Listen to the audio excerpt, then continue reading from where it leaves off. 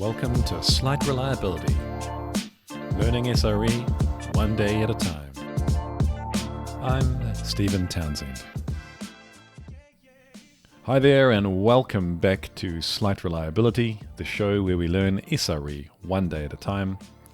Today I am interviewing Chris Evans from Incident.io, all about incident management and SRE, which personally is something I know very little about, and I found it extremely useful. So here's the interview.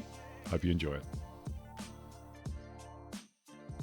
Welcome, Chris, and thank you for coming on the show and chatting to us about SRE type activities. And maybe to kick things off today, I was wondering if you could introduce yourself and give us a little bit of an overview of your career so far. Yeah, well, firstly, thank you for having me. It's a pleasure to be here. So yeah, as you said, my name's Chris. I am by title the CPO at Incident.io here. And so career-wise, I've basically spent my entire career in one form or another working in engineering. So early days working as a software engineer, mostly sort of C++ type things, writing code for embedded infrared camera devices, which was actually really interesting, really fascinating job. Could talk for hours about that. And then sort of later moved a little bit sort of up the stack and into sort of more managed languages. So started working in, Python type things, web apps, that sort of thing. Spent a lot of time working around Django. And then took a sort of sidestep into technical product management. So I ended up sort of running a platform team for a big e-commerce company here in the UK called Marks and Spencer, which was a world apart from previous stuff I'd done. And then that sort of led me to various different startups where I did similar sorts of platform infrastructure, SRE type roles. And then most recently, before starting this company, I was at a bank in the UK called Monzo, and joined there in 2017 to run their platform team, which was sort of me plus 4 engineers at the time. And that was running everything from like physical data centers to the entire AWS setup, all of the Kubernetes clusters they were running, Cassandra, Kafka, NSQ, various different other technologies, quite a broad remit for the team. And then I was at Monzo for 4 years, and Monzo grew from sort of 200,000 customers to nearly 6 million while I was there. Lots of fun scaling challenges, as I'm sure you can imagine. And yeah, picked up a bunch of interesting sort of side hustles on the way there at Monzo. So I ended up running on call, running incident management.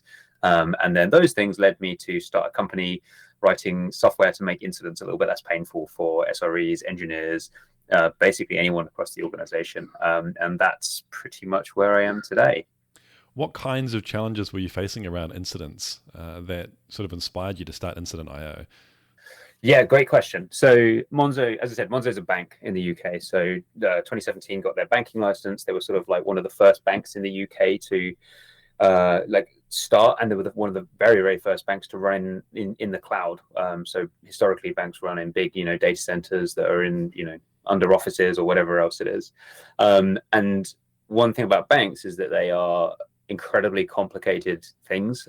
So they are typically distributed systems in themselves, which was certainly true of Monzo. So it was a big microservices shop running on Kubernetes. But then the whole banking sort of network, so banks talking to each other, are like distributed systems as well. So as you can imagine, there's like just many ways that things can go wrong. And when they do go wrong, it's sort of not just technical challenges, but it's also regulatory challenges and organizational challenges, because you've got customers who want access to their money. And so that was the sort of the entry point for me. So I picked up on call, and that was sort of something the CTO semi-hospital passed me, which was like, go fix on call. It's a little bit sort of worse for wear. And I was like, cool. Well, the reason it's worse for wear is because there's not many people on the rotation, and the reason there's not many people on the rotation is because it's not an appealing job to do, and that's because incidents are incredibly tough. And like, you could be dropped in and be like, cool, you need to fix a MasterCard processor, which is just an incredibly complex beast. And so I wrote sort of evenings and weekends. I started just drawing on that Django experience and wrote like a really basic web app, which basically did some orchestration of channel management and sort of announcing things within Slack, and just made things a little bit easier, like took some of the rough edges off of the things that were hard. So getting hold of the right person, you want to escalate through PagerDuty, just made that kind of thing possible without having to leave Slack at all. And so that was really the sort of like the entry point. And then over time, it became a tool that was not just used by engineering. It was a tool that was sort of became critical to Monzo's like operations. So, you know, customer support folk relied on it to know when things were going wrong and to get information in and out of engineering. And you had like data privacy people who were like, cool, we have regulation that says if X happens, we need to do this and that. And that became baked into the tool. And it was lots of like hard coded logic, and it was quite brittle. But it worked, and it sort of became very valuable to the company. And that was the sort of like, you know, spark that there might be a thing here that is sort of more generally useful to companies like Monzo or anyone who's under growth or has high uptime requirements, that kind of thing. Okay, so it sounds like a big part of it is getting the communication connected to the right people at the right time, as well as creating visibility of incidents and what's currently happening, so that it sort of lifts the covers on the complexity. Maybe is that part of it, or are there other aspects as well? Yeah, it's interesting. I like there's times when I sort of stop and, you know, we're building a company now that's dealing with incidents and trying to help folks get better at them. And I'm like, what is it that's unique about incidents that means that there needs to be software, right? And it's like, why is it not just communicating and doing things? And I think there's a few unique challenges. So firstly, like incidents are typically things that people are not prepared for. They're not things you've seen before. They're, you know, often referred to like operational surprises, like things that go wrong in ways that you never predicted and you know, you couldn't have imagined. And so there's this like degree of resilience that's needed there. That is like a pressure sort of additional thing that puts pressure on people. Often they happen outside of hours, which is again more pressure on people. They are like founded on like the need to communicate with various different people. So, you know, something's gone wrong and it's like, okay, well, I haven't actually got, you know, a predefined way of communicating with customer support because I've never thought about this before, but I need to do that quickly. And so I need to sort of assemble this ephemeral team very, very quickly to coordinate with something. So you've got like a group of people with a bunch of pressure on them, dealing with something they've never seen before, with time criticality, and they've never met before. And it's like that's what's unique about incidents in my mind. And the reason I think the software helps there is because there are basically, you can remove some degrees of freedom with some good software, which is like, if you drop people into this white space and you're like, go and figure it out, they will figure it out, but it will not be efficient. And the converse is, if you drop people into a place where you go, listen, the process is mostly the same, irrespective of the incident. We need to think about communicating with each other. We need to think about communicating with our customers. We need to think about regulation that we might have to adhere to. We need to think about, you know, there's basically a bunch of formulaic things which are true of every incident. And I think if you can take all of those things and say, that is not the sort of responder to the incident's concern anymore, that is elevated to a sort of software infrastructure problem to manage all of that, then you have a bunch of people who are like, cool, that is stuff off of my plate. I can now focus a lot more on dealing with the actual issue at hand, which is what I'm, as a human, most uniquely placed to be able to do. A big part of the SRE concept and what people talk about at conferences is that psychological safety and blameless culture, and how important that is to survive in the world of operational reliability. And I guess having a structured piece of software that sort of structures that process, I guess, provides some of that safety, because there's less uncertainty, and it's like, we know what the process is and let's just follow it. I can see that there's some, bizarrely, there's some parallels to when I was studying to be an actor, and that when you are creating content, whether it's a theatre show or a film or whatever, or devising something, it seemed to be the more restrictions you put on yourself, the easier it was to create something great. But if you had complete freedom to just create something, you just got paralyzed by options and couldn't do anything. Yes. I feel there's a little bit of a parallel to operations there. I see it. Yeah, I think you don't have to squint too hard to see that. I think the psychological safety thing is really interesting too, which is there's a lot of stigma around incidents, and certainly like less forward-thinking organizations where there's this like view that incidents are inherently bad and they should be the kind of thing that we target zero of them happening. And that is something that I feel really proud when we go into an organization and we can turn that culture around. And it takes some work, but you move to a world where it is sort of, no, like it's ridiculous to say that people would encourage incidents, right? That's not the intention. No one is saying like do bad things and make things break. But if your organization is having things that you are having to react to with a sense of urgency, it is better to have those declared out in the open. And if everyone starts doing that and that becomes the norm, it becomes something that people don't feel afraid to do. And that then has the benefits that people report more things, and reporting more things means you have, certainly as like a senior leader in an organization, I want to see everything. I want to see all the infractions. If there's a team that is, doesn't have any major incidents, but they are having like 10 incidents a week where they are having to spend 2 hours fixing a thing, and that's all flying under the radar, that's not helpful to me to help make investments in like, how can I help this team be better? And so I think there's so many like nice little like side effects sort of dealing with incidents nicely, and that's just one of them. Yeah, that was also getting me thinking about that other part of SRE, which is embracing risk.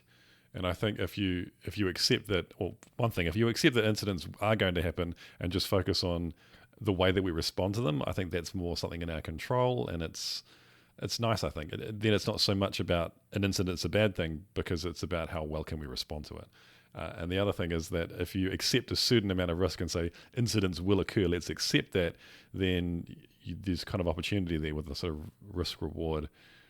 How much are we going to, if we're trying to invest a whole bunch of money and time into stopping all incidents from happening, it's probably not going to provide any value. It's not going to go anywhere. But if you say, what is available enough for our particular context, and then that gives you, once you know what that is, you know how much effort you have, and then you free out the rest of the time to do other more valuable things, I guess.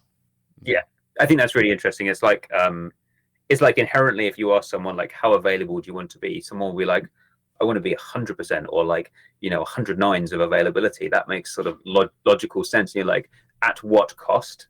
Like, how much do you want to put in there? And like, clearly, like when you dig into it, no one is going to target that kind of level of availability. But there are still folks that we talk to who are, I want to target 0 incidents. And it's like, do you really?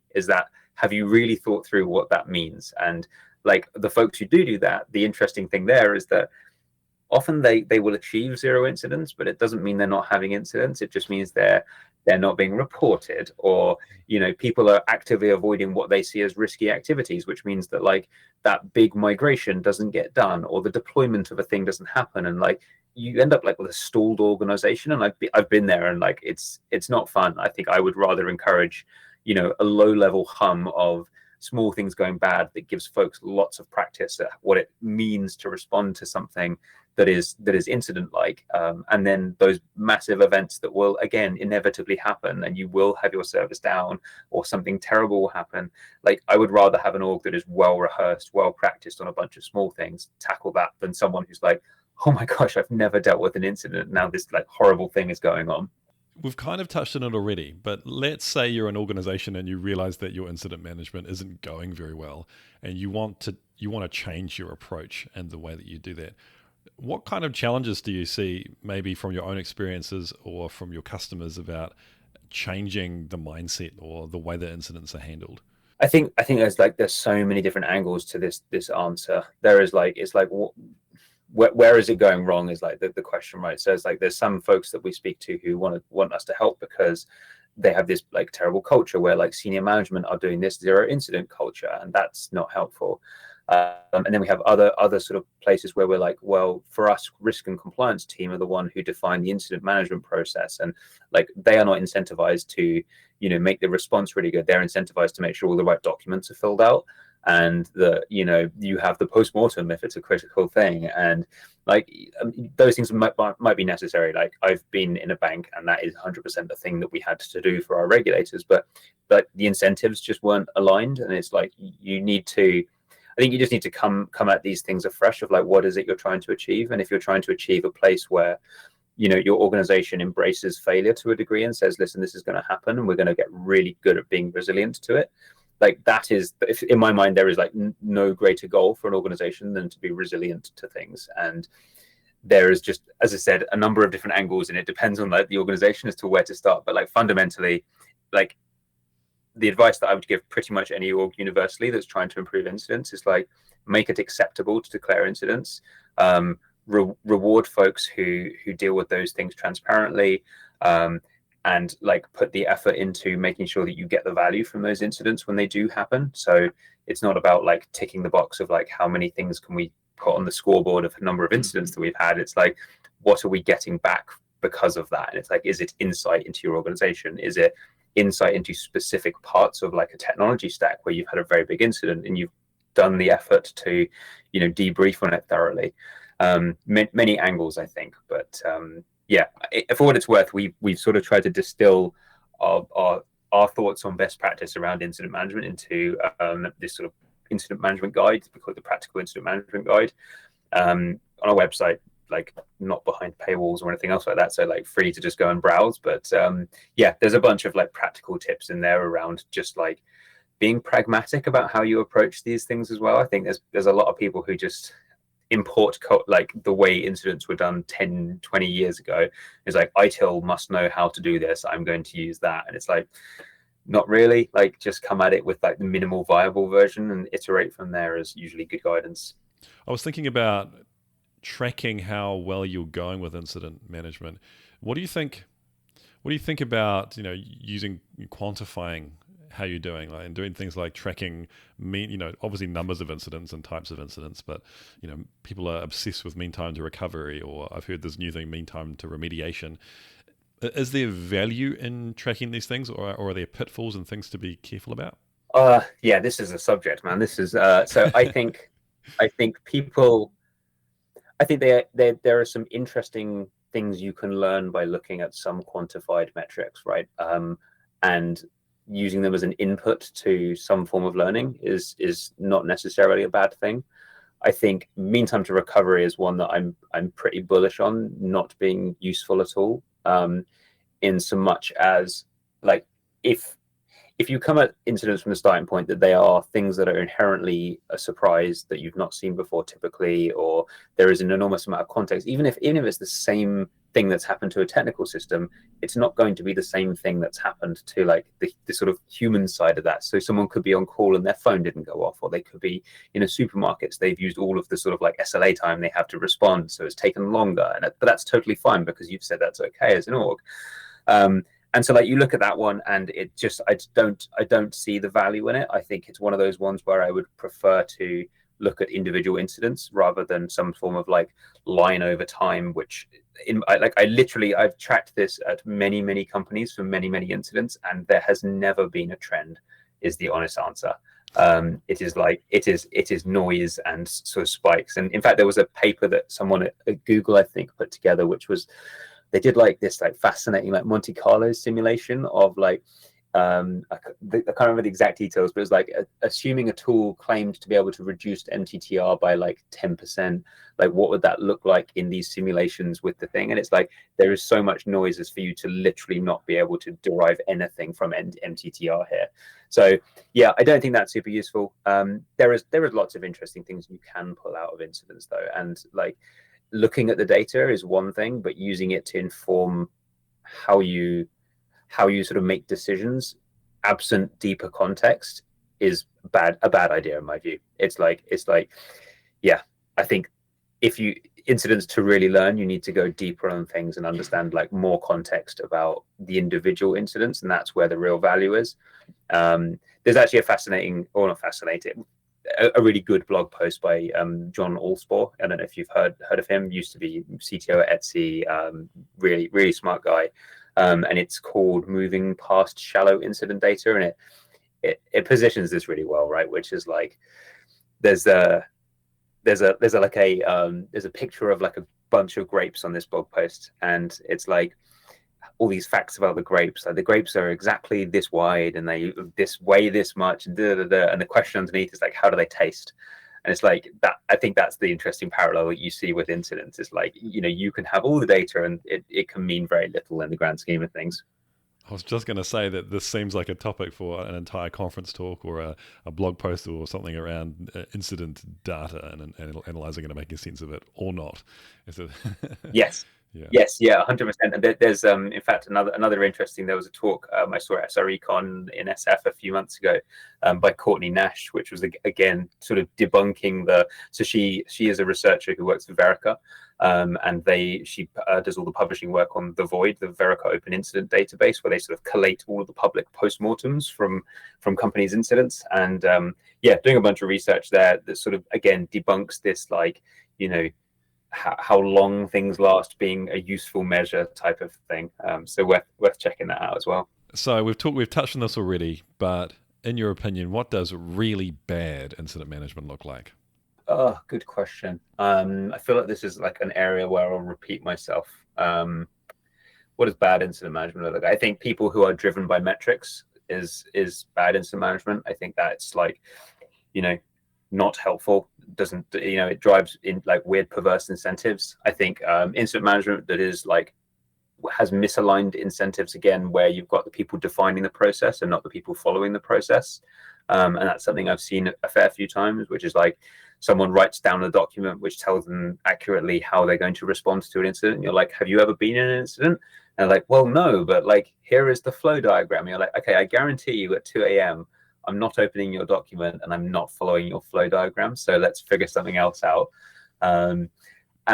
What else is bad? I think incident management that happens in private is also really bad. So we've seen this with customers where they're like, cool, everything's done in DMs and sort of behind closed doors, because we don't want to make a big deal about this thing. And it's like you literally are just like excluding a bunch of like firepower from your organization. So like we encourage folks, and obviously accepting things like vulnerabilities or sensitive incidents, but we encourage folks to like declare things publicly. And it's like that's a good way for people to self-select in and go, oh, I've seen you've declared this thing, I just did a deployment of this thing over here, and I can contribute some useful like thoughts as to why you might be seeing this, or I could roll my thing back. And it's like, if that happens behind closed doors, that is, not good news, basically. And then I think like finally, like bad incident management is like not leveraging incidents to get the kinds of like value back from them. Like they are a sunk cost, right? They're a thing that's going to happen whether you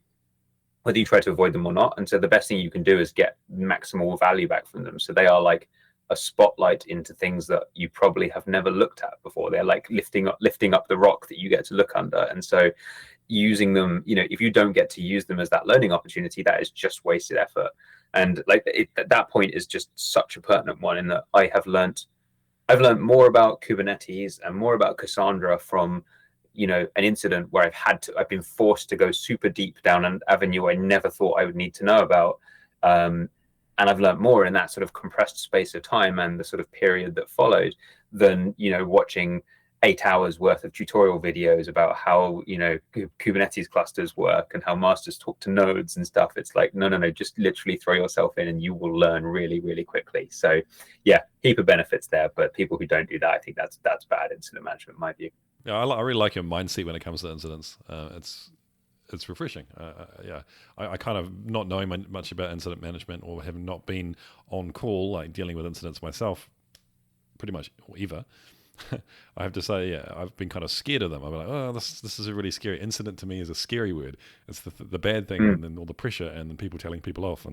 But after talking to you so far, I'm like, okay, this is good. I like this. I like what this could be. I think the thing that's interesting is a lot of folks say that, right? Which is like, I've never been in an incident. And when you're like, I'm willing to bet something has gone wrong when you've been working in like normal operation. You might not have called it an incident, but you probably had to think pretty quickly about how to deal with something, whether that's like, I've shipped a thing that didn't work as expected, I need to roll it back, or something happened that I wasn't quite sure what it was. Like, and I think that's an interesting thing, which is just like a lot of people have this vision that an incident is this terrible thing that happens once a quarter, and it has to engage like 40 people to swarm on to try and get it fixed, and it's terrifying. And it's like, no, it's just a time when you had to like deviate from something you were planning to do with a degree of urgency, and it's sort of like, I've got to go fix this and learn something and respond quickly, basically. I have a few more questions more about you as a person. Some of them are a little bit silly, so just prepare yourself for that. The first one was, you're a chief product officer, so I was just curious because about what your day-to-day work looks like. Yes, so we're a startup, so titles are entirely made up and typically inflated because it's useful for sort of like external signaling. So like early days, it was pretty clear to us that like one of the co-founders was the one who wanted to do the fundraising and the sort of the high level steer the ship for stuff, and so he became CEO and he's very good at that. Pete, one of the co-founders, is like very technical, has been an eng manager before, like just shoe in for CTO. And I was this sort of weird shaped person who did a bit of engineering stuff and was like very passionate about our products, like had built a tool at Monzo that we then open sourced, and loved talking to customers. So that was really where like CPO came from, and it was just like useful for signaling externally, talking to people. So to be very blunt, day to day now, I still spend a lot of time talking to customers, probably more than Stephen or Pete at this stage, the other two co-founders, that is, and that gives me like I think unique insights into what folks are seeing when they're dealing with incidents, what organizations are struggling with, and then you combine that with the background in engineering and the sort of passion for this product, and that means that I can sort of feed things into the engineering team, and so I'm useful in that regard of helping steer things. So like we're thinking of working on this bit next, what are customers saying? And that's like, yeah, I can talk for hours about the various different things and my own opinions there. So that's broadly like on paper, that's what I would say my role is. Obviously, being like founder of a company, there is like, cool, I am the one who registered the trademarks for our logos, I'm the one who has been setting up an office in the US this week, and you know, you get the drift. It's like a little bit of everything, but it's great. It's a lot of fun. It's very challenging, but yeah, good. This is a question I ask everyone who's come on the show so far. Is that SRE, site reliability engineering, obviously was a thing started at Google, and then they wrote a book about it, and people started doing it around the world. It seems to me it's really going mainstream right now, especially in recent years. Certainly there are teams and practices with the title SRE in them. Whether they're doing anything different, I don't know. So I'm curious, what are your thoughts on how successful you think the wider industry has been at adopting the principles behind SRE, not necessarily copying Google, which I don't think is a good thing. When I look at SRE, there is like the very hardcore Google SRE thing, and I've read the SRE book and the SRE workbook and like many other ones. And there is the like, we must do SLOs and we must do, error budgets and we must do X, Y, and Z. And I look at those and I go, yeah, sure, at a certain scale, they probably make sense. And then I think a lot of people, what they've done is people who were platform or infrastructure people or DevOpsy type people have all just rebranded as to SRE because it's the new hotness, and honestly, like the salaries are good if you're an SRE. I think in my view, I've seen a few teams where I think SREs, the sort of spirit of SRE has been embedded, which is the let's stop doing things manually where like the effort that goes in is sort of directly returned effort that you get back. It's that one-time sort of effort. So I do a manual thing and I'll have to do that manual thing every time this thing happens. And like the good teams are the ones who take those problems and can sort of figure out which of those ones it makes sense to automate away or write some software to deal with. And so when you put 1x effort in, you get 10x or 100x or 1000x return on that because you never have to think about it again.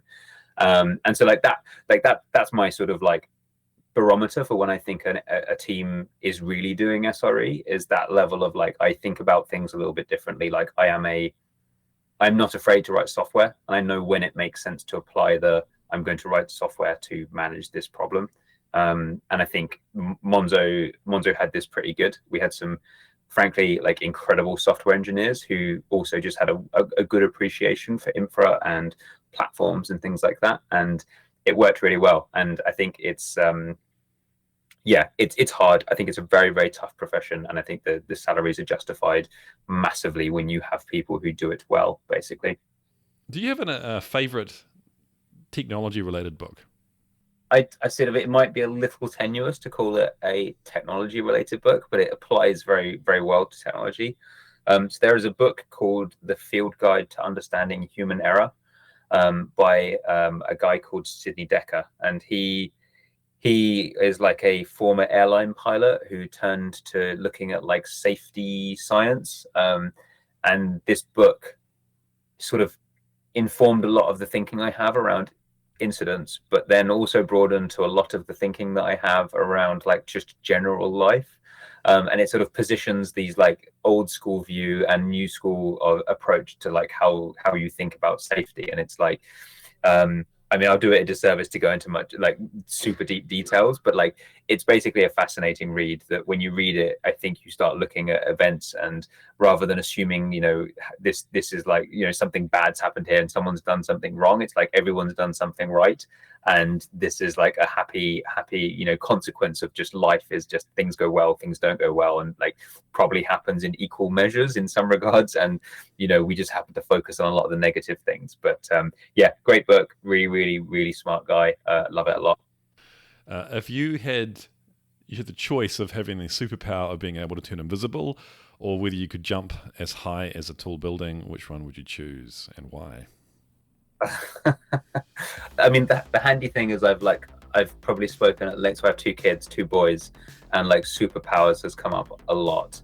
I would want to be invisible, and I'm sort of slightly reluctant because I think the second anyone says that, I think people have this like, oh right, what would you do with your invisibility power? And everyone's like, like it's not that. I think it would be a fascinating power to be able to be a fly on the wall in places and get access to things, and, you know, see things that you wouldn't otherwise be able to see. I think generally more useful than jumping as high as a building, which I think would probably get quite tiring. And I think potentially the thing about jumping as high as a building is people would see you, and I think the moment you left the ground, you'd be like some government agency would collect you and dissect you and try to figure out how you work. So, whereas if you're invisible, no one even knows, you know. Thank you, Chris, for that absolutely awesome interview. I learned a lot of things along the way. It was also just a really entertaining conversation to have, and I'm sure that everyone else will get just as much out of it as I did. That's all from another episode of Slight Reliability. I'll be back next week. I have more interviews in the pipeline and some solo content to come.